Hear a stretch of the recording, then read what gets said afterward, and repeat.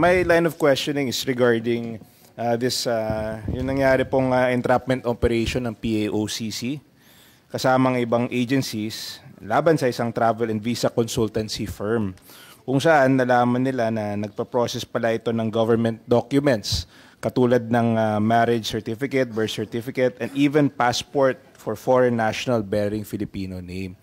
And I'd like to ask the PAOCC kung paano nangyari po ito na nagkaroon po ng mga official documents ang travel agency. Meron pang PSA issued certified birth certificates. So please, if you can ask for an explanation. Good morning, Mr. Chair. Nangyari po ito noong February 4, 2025. May lumapit po sa aming isang complainant. Kasi po previously nahingan na po siya ng 1.2 million nung travel agency na yon. Na ang sinasabi niya ay that well connected sila sa NBI, sa Bureau of Immigration at kaya niyang pa-release yung fiancé niya. So nagbigay siya ng 1.2 million. And then the other one, yung isang complainant po, nagbigay naman siya ng 800,000. The same modus, they're asking for 800,000 with the promise na kaya niyang ipa-release din yung asawa niya na nakakulong sa immigration. And yung asawa niya, dayuhan? Mga POGO operators po, sir. Opo. So, nung nakatunog po siya at nag-report na po sa amin, nag-set up na po kami na entrapment. So, humingi again siya ng 500,000. So, nag-set up po kami, sir, ng entrapment operation. Initially, she asked for 250,000.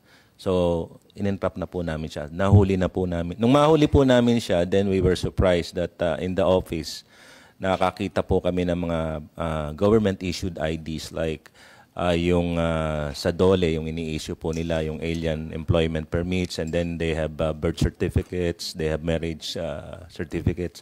And these are all original, sir, dahil may mga resibo pa po galing sa PSA. And a lot of government-issued IDs, even passports. Kasi, sir, last year, itong agency na to, itong travel agency na so, was already in our radar.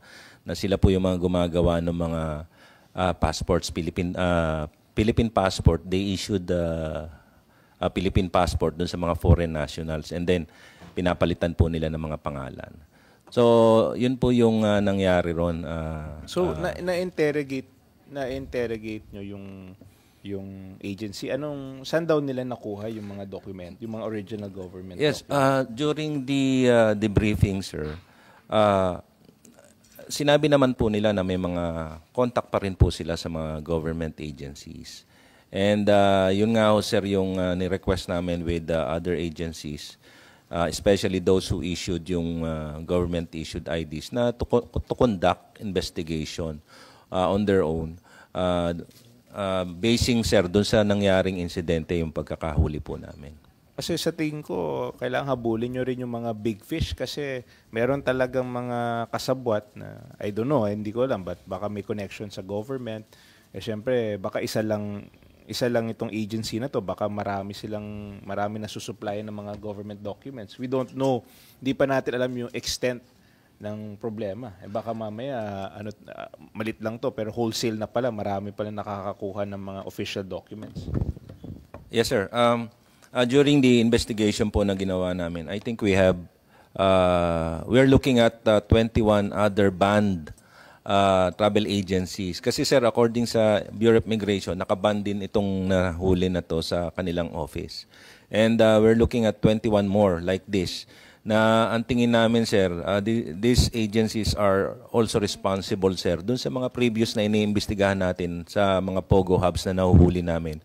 Na every time na makakahuli kami, sir, nakakakita talaga kami ng mga alien employment permits, IDs, BIR, driver's license, and other IDs, sir, na hindi naman dapat nasa possession o nasa pangalan ng mga foreign nationals.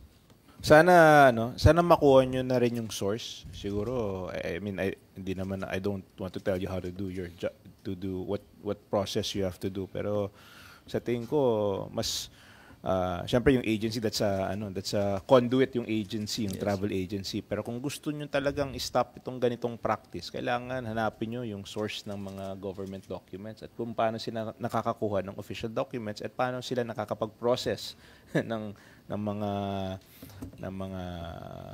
mga pogo or ng mga illegal people who are here illegally. Yeah, yes sir. Tama po kayo doon, sir. Actually, sir, yung we organized this technical working group already, sir, with all the agencies involved, sir. Papatawag na po sila. I think that is scheduled next week.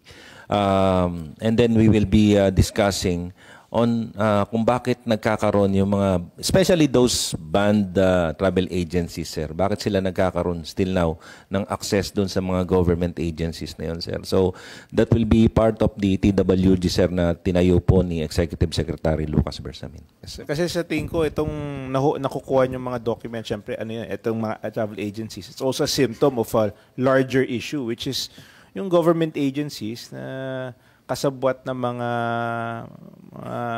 criminal groups and kasabwat sila, nagbibigay sila ng mga official documents at pinoprocess din nila yung mga dokumentong ito.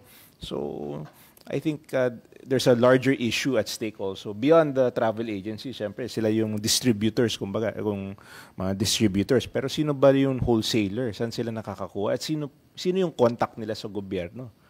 At I think that's a larger issue that if we want to solve this issue on yung mga illegal migrants, yung mga pupasok dito, I think we have to get to the source, which is somewhere, I don't know kung paano sila nakakakuha ng ganitong klaseng dokumento, but if you find the source, malamang at least baka mas stop pa itong practice pag nakuha nyo na yung source ng mga illegal na dokumento.